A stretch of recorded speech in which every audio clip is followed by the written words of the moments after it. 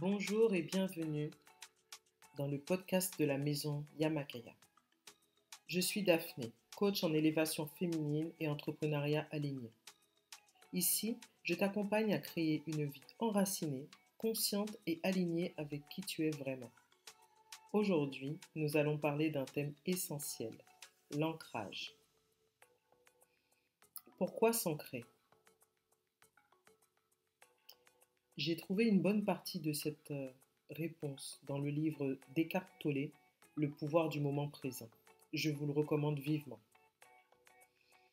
Alors, dans un monde où tout va vite, où nos pensées s'emballent et où les émotions prennent parfois toute la place, l'ancrage est la base qui nous ramène ici et maintenant.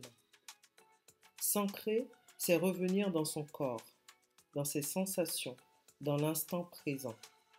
C'est aussi reconnaître que, même si l'extérieur est incertain, il existe en toi un centre solide, inaltérable, un espace de paix qui ne dépend pas du regard des autres ni des circonstances. Quand tu es ancré,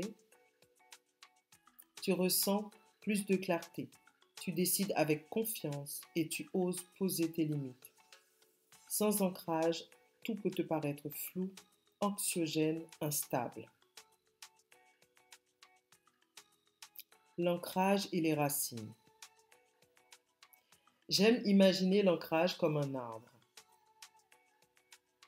Ses branches montent vers le ciel, comme tes aspirations spirituelles, tes rêves, ton intuition. Ses racines plongent dans la terre, comme ton corps, tes besoins, ton histoire. Plus les racines sont profondes, plus l'arbre peut s'élever. C'est pareil pour toi. Plus tu t'ancreras, plus tu pourras créer et t'épanouir. Je t'invite à prendre conscience de ton corps. Souvent, nous sommes tellement dans nos pensées que nous oublions que nous avons un corps. La première étape est donc de revenir aux sensations. Il y a une explication que je tire du monde de l'électricité, c'est que nous sommes un champ électromagnétique, nous sommes de l'électricité, en quelque sorte. Et comme les appareils électroménagers, si dans l'établissement, le bâtiment, la maison, il n'y a pas de prise de terre, les appareils disjonctent. De la même façon pour nous, quand on n'est pas ancré, il est plus facile de disjoncter, de perdre la tête, de perdre l'esprit, que quand on est ancré, bien ancré. Alors, un exercice d'ancrage que je pratique régulièrement, c'est la prise de terre, tout simplement. Je connecte mes pieds à la terre et cela est vraiment très, très, très bénéfique. Donc, je t'invite à revenir aux sensations. Tu peux fermer les yeux maintenant si tu le souhaites et sentir le poids de ton corps sur la chaise, la respiration dans ta poitrine, la chaleur dans tes mains. Ce simple retour aux perceptions te ramène à toi. Tu peux le faire plusieurs fois par jour quand tu sens que tu pars dans le mental. Un exercice d'ancrage rapide. Je te propose un petit rituel que tu pourras refaire autant de fois que tu en as besoin. Installe-toi confortablement. Pose les 2 pieds bien à plat au sol.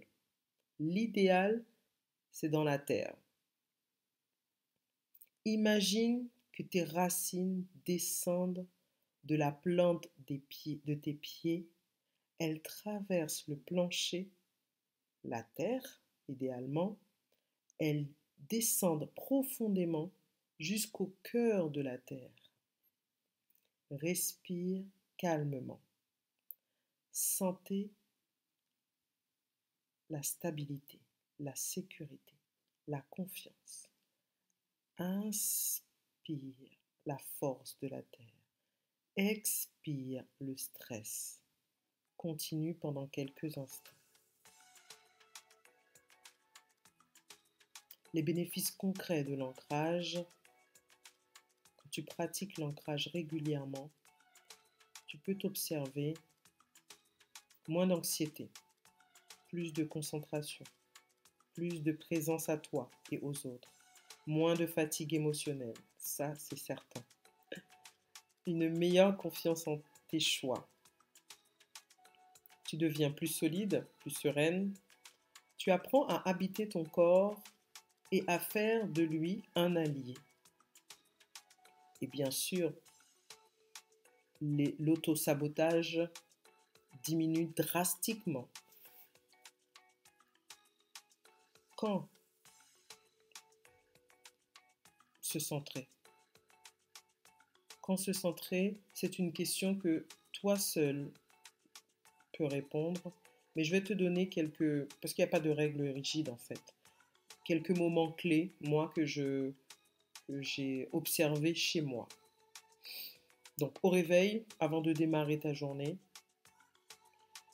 avant une décision importante, quand tu te sens submergé, quand tu rentres à la maison et que les enfants ont mis le bazar partout, avant d'aller leur parler, après une interaction difficile, avant de t'endormir. Donc,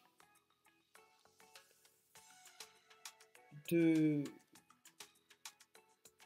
mes 20 ans d'observation sur l'ancrage et d'autres principes, d'autres lois qui régissent la vie humaine, je peux dire que l'ancrage est un chemin, un retour quotidien à ton centre. Plus tu le pratiques, plus il devient naturel. Je t'invite à essayer cet exercice plusieurs fois dans la semaine et à observer les changements. Si tu souhaites aller plus loin, tu peux me retrouver sur Instagram.